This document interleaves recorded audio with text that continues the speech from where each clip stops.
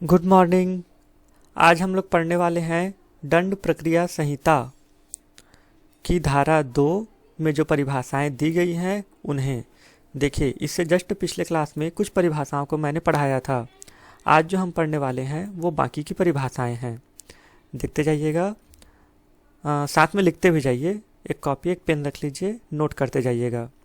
और जो जो बातें हाईलाइट की गई हैं उन्हें स्पेशली आप लोगों को ध्यान में रखना है। देखिए क्या लिखा हुआ है यहाँ पर। धारा 2(6) में परिभाषा दी गई है जांच की। किसकी परिभाषा दी गई है? जांच की परिभाषा दी गई है। ये जांच आखिर होता क्या है? तो देखिए, जांच से अभिप्रेत है। क्या क्या अभिप्रेत है? पहला चीज ये कि जांच जो होता है वो विचारण से भिन्न होता है। जांच क्या होता है? विचारण से भिन्न होता है।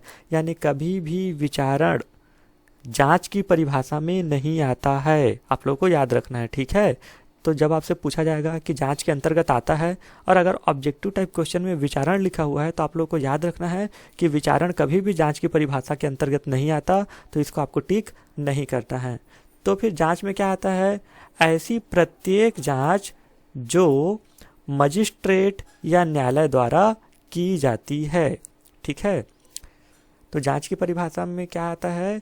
ऐसा प्रत्येक जांच जो मजिस्ट्रेट या न्यायालय के द्वारा की जाती है उसे हम जांच कहते हैं। और जांच में कभी भी विचारण नहीं आता है। जांच एक अलग प्रक्रिया है और विचारण एक अलग प्रक्रिया है। ठीक है,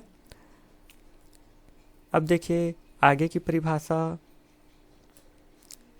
आगे की जो परिभाषा है वो है अन्वेषण की। अन्वेषण, जिसे हम इंग्लिश में इन्वेस्टिगेशन कहते हैं। इसकी आपको धारा याद रखनी है क्योंकि यहाँ धारा से भी क्वेश्चन सिविल जज एग्जाम में पूछा गया था। तो धारा क्या है इसकी? धारा 2 की उपधारा ज। धारा जो 2(ज) में अन्वेषण यानी कि इन्वेस्टिगेशन की परिभाषा दी गई है। अब देखिए, इन्वेस्टिगेशन या अन्वेषण के अंतर्गत क्या आती है? तो अन्वेषण के अंतर्गत वे सब कार्यवाहियां आती हैं। कौन सी कार्यवाहियां आती हैं? जो इस संहिता के अधीन। कौन सी संहिता? दंड प्रक्रिया संहिता के अधीन। किसके द्वारा किया जाता है इन्वेस्टिगेशन? पुलिस अधिकारी के द्वारा इन्वेस्टिगेशन किया जाता है। या यदि कोई मजिस्ट्रेट द्वारा प्राधिकृत व्यक्ति है तो वो भी इन्वेस्टिगेशन कर सकता है। पर आपको ध्यान रखना है कि कभी भी इन्वेस्टिगेशन मजिस्ट्रेट के द्वारा नहीं किया जाता। इसीलिए यहाँ पर लिखा है मजिस्ट्रेट से भिन्न। क्या लिखा है? मजिस्ट्रेट से भिन्न। इसका मतलब ये है कि मजिस्ट्रेट किसी व्यक्ति को प्राधिकृत जरूर कर सकता है इन्वेस्टिगेशन करने के लिए, लेकिन मजिस्ट्रेट खुद इन्वेस्टिगेशन नहीं कर सकता। ये पावर दंड प्रक्रिया संहिता के अंतर्गत मजिस्ट्रेट को नहीं है। ठीक है, और इन्वेस्टिगेशन का उद्देश्य क्या होता है? इन्वेस्टिगेशन का उद्देश्य होता है सबूत इकट्ठा करना। पुलिस अधिकारी या प्राधिकृत व्यक्ति इन्वेस्टिगेशन क्यों करता है? किसी भी मामले से संबंधित सबूत को इकट्ठा करने के लिए। तो यहाँ पर आप देखिए, इन्वेस्टिगेशन क्या है? इन्वेस्टिगेशन या अन्वेषण के अंतर्गत वे सभी कार्यवाहियाँ आती हैं जिसमें पुलिस अधिकारी या प्राधिकृत व्यक्ति साक्ष्य एकत्र करने के लिए जो जो भी कार्यवाही करता है वे सभी कार्यवाहियाँ इन्वेस्टिगेशन यानी कि अन्वेषण के अंतर्गत आता है। मजिस्ट्रेट जो है किसी व्यक्ति को इन्वेस्टिगेशन के लिए प्राधिकृत कर सकता है, पर मजिस्ट्रेट स्वयं इन्वेस्टिगेशन नहीं कर सकता कभी भी। ये पावर मजिस्ट्रेट को नहीं है। ठीक है, तो आप लोगों को अन्वेषण समझ में आ गया।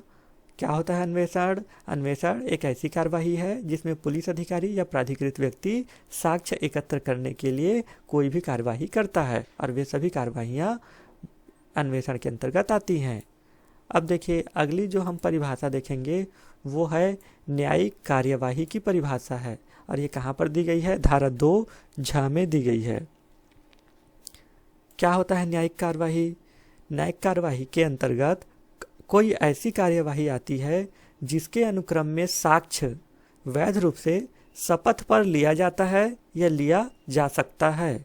देखिए, न्यायालय की ऐसी कार्यवाही जिसमें साक्ष्य लिया जाता है। साक्ष्य लिया जाता है मतलब गवाही लिया जाता है। किस पर? शपथ पर। तो इस कार्यवाही को ही क्या कहा जाता है? न्यायिक कार्यवाही कहा जाता है। तो न्यायिक कार्यवाही क्या है? न्यायिक कार्यवाही एक ऐसी कार्यवाही है जिसमें साक्ष्य लिया जाता है। किस पर साक्ष्य लिया जाता है? शपथ पर। शपथ पर साक्ष्य लिया जाता है और इसी कार्यवाही को ही हम क्या कहते हैं, न्यायिक कार्यवाही कहते हैं। ठीक है, अब अगली परिभाषा देखिए। अगली जो परिभाषा है वो है महानगर क्षेत्र की परिभाषा दी गई है। यहाँ से भी क्वेश्चन पूछा जाता है कि महानगर की परिभाषा कहाँ पर है, तो धारा 2 में महानगर क्षेत्र की परिभाषा बताई गई है। कौन सा क्षेत्र महानगर क्षेत्र होता है? देखिए, महानगर क्षेत्र होने के लिए कुछ शर्तें होती हैं। पहली शर्त ये कि उसे धारा 8 के अधीन महानगर क्षेत्र घोषित किया गया हो। ठीक है, पहला शर्त क्या है कि धारा 8 दंड प्रक्रिया संहिता के अधीन जब किसी क्षेत्र को महानगर क्षेत्र घोषित किया जाता है तभी वह महानगर क्षेत्र कहलाता है। और उस क्षेत्र जिसको महानगर क्षेत्र घोषित किया जाता है उसमें जनसंख्या लगभग कितना होना चाहिए, कम से कम 10 लाख की जनसंख्या होनी चाहिए, तब उस क्षेत्र को महानगर क्षेत्र कहा जाता है। तो आप परिभाषा पर गौर कीजिएगा। महानगर क्षेत्र क्या है? महानगर क्षेत्र ऐसा क्षेत्र होता है जिसे दंड प्रक्रिया संहिता की धारा 8 के अधीन महानगर क्षेत्र घोषित किया जाता है और जिसकी जनसंख्या कितनी होती है, 10 लाख से अधिक जनसंख्या होती है। 10 लाख से अधिक है, शब्द को याद रखिएगा, 10 लाख से अधिक। कहीं कहीं ऑब्जेक्टिव में 10 लाख से कम भी दिया रहता है, तो आपको याद रखना है कि 10 लाख से कम वाला ऑब्जेक्टिव गलत है। जनसंख्या महानगर क्षेत्र की 10 लाख से हमेशा अधिक होती है। अगली परिभाषा है असंज्ञेय अपराध की परिभाषा। जैसा कि आप सभी जानते हैं, संज्ञेय अपराध असंज्ञेय अपराध इन दोनों में हमेशा अंतर एलएलबी में पूछा जाता है, ये आप सभी को याद भी होना चाहिए। धारा 2 में असंज्ञेय अपराध की परिभाषा दी गई है। अब क्या होता है असंज्ञेय अपराध? देखिए, असंज्ञेय अपराध से ऐसा अपराध अभिप्रेत है जिसमें पुलिस अधिकारी बिना वारंट के गिरफ्तार नहीं कर सकता। आप लोग को याद रखना है, बिना वारंट की गिरफ्तारी नहीं की जा सकती असंज्ञेय अपराध में, जबकि संज्ञेय अपराध में बिना वारंट की गिरफ्तारी की जा सकती है। तो आपको इसी लाइन को ही याद रखना है कि असंज्ञेय अपराध से ऐसा अपराध अभिप्रेत है जिसमें पुलिस अधिकारी वारंट के बिना गिरफ्तारी नहीं कर सकता, यानी अनिवार्य रूप से पुलिस अधिकारी को गिरफ्तारी के लिए वारंट लेना आवश्यक है, वह बिना वारंट के गिरफ्तार नहीं कर सकता। तो उन अपराधों को असंज्ञेय अपराध कहा जाता है और ये धारा 2 में दिया गया है। अगली जो परिभाषा है वो परिभाषा है अपराध की। यहाँ से भी क्वेश्चन पूछा जाता है कि दंड प्रक्रिया संहिता की कौन सी धारा में अपराध को परिभाषित किया गया है। तो आप लोगों को याद रखना है कि दंड प्रक्रिया संहिता की धारा 2 में अपराध को परिभाषित किया गया है। अब देखिए, यहाँ से भी क्वेश्चन आता है कि अपराध के अंतर्गत क्या क्या आता है या क्या क्या बिंदुएं हैं जो अपराध की परिभाषा में दी गई हैं। तो देखिए, अपराध से कोई ऐसा कार्य अभिप्रेत है। कौन सा कार्य अभिप्रेत है? अपराध में कोई कार्य भी हो सकता है या कोई लोभ भी हो सकता है, दोनों अपराध में आते हैं। यानी कभी कभी कोई कार्य करना भी अपराध होता है और कभी कभी कार्य का लोभ करना यानी किसी कार्य को न करना भी अपराध के अंतर्गत आता है। ठीक है, तो अपराध में क्या क्या आता है? कोई कार्य भी आ सकता है या किसी कार्य का न किया जाना भी आ सकता है जो कि विधि द्वारा दंडनीय हो। ये प्रमुख शर्त है कि विधि द्वारा दंडनीय होना चाहिए। यदि कोई कार्य जो कि विधि द्वारा दंडनीय है तो भी वह अपराध कहलाएगा, और यदि कोई कार्य आपको नहीं करना है और अगर आप करते हैं तो विधि द्वारा दंडनीय है, तो ऐसा कार्य का न करना जिसे हम लोभ कहते हैं, तो ये भी क्या है? विधि द्वारा दंडनीय है। तो कार्य का किया जाना जो कि विधि द्वारा दंडनीय हो वो भी अपराध कहलाएगा, और किसी कार्य का लोभ किया जाना जो कि विधि द्वारा दंडनीय है तो वो भी क्या कहलाएगा? अपराध ही कहलाएगा। और देखिए, सिर्फ अपराध की परिभाषा इतना ही नहीं है, इसमें 2 बातें और जोड़ी गई हैं। क्या? और इसके अंतर्गत कोई ऐसा कार्य भी आता है। कौन सा कार्य आता है? जिसके बारे में पशु अत्याचार अधिनियम की धारा 20 के अधीन परिवाद किया जा सकता है। तो ऐसा कोई कार्य जिसमें पशु अत्याचार अधिनियम की धारा 20 के अंतर्गत परिवाद किया जा सकता है तो वह कार्य भी अपराध के अंतर्गत आएगा। रिवाइज करते हैं एक बार, अपराध में क्या क्या आता है? अपराध में किसी कार्य का किया जाना या किसी कार्य का ना किया जाना दोनों आता है जो कि विधि द्वारा दंडनीय होना चाहिए, और इसके अंतर्गत क्या आता है? ऐसा कोई कार्य भी आता है जिसमें पशु अत्याचार अधिनियम की धारा 20 के अधीन परिवाद किया जा सकता है। ठीक है, अब अगली परिभाषा देखिए। अगली परिभाषा दी गई है पुलिस रिपोर्ट की। इस पुलिस रिपोर्ट को आम भाषा में पुलिस चालान भी कहा जाता है। ये पुलिस चालान क्या होता है परिभाषित किया गया है यहाँ पर, तो ध्यान देना है आप लोगों को। पुलिस चालान या पुलिस रिपोर्ट जो होता है वो पुलिस अधिकारी के द्वारा तैयार किया जाता है। कौन सी धारा के अंतर्गत तैयार किया जाता है? दंड प्रक्रिया संहिता की धारा 173 की उपधारा 2 के अधीन इसे तैयार किया जाता है। और इस पुलिस चालान को कहाँ भेजा जाता है? मजिस्ट्रेट के पास भेजा जाता है।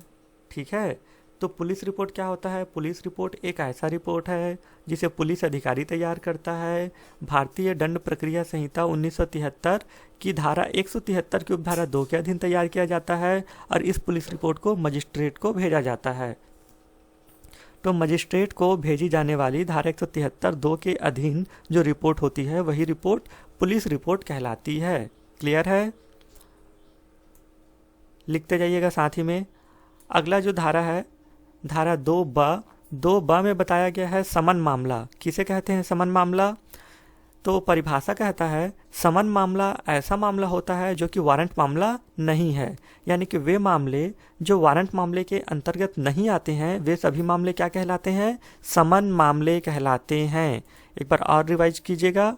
समन मामला क्या होता है? समन मामला वह मामला होता है जो कि वारंट मामला नहीं होता है। वारंट मामले की कैटेगरी से बाहर के जितने भी मामले होते हैं वे सभी मामले समन मामले कहलाते हैं। ठीक है, अब जब समन मामला पढ़े हैं तो वारंट मामला भी समझ लीजिए कि क्या होता है, क्योंकि दोनों एक साथ अंतर पूछा जाता है।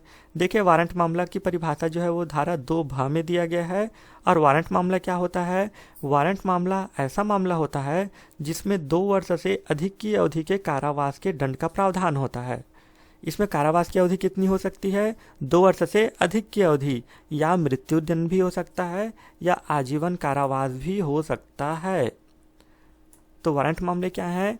वारंट मामले गंभीर प्रकृति के ऐसे मामले हैं जिसमें मिनिमम 2 साल से ऊपर की सजा होती है और जिसमें मृत्युदंड या आजीवन कारावास तक भी दिया जा सकता है।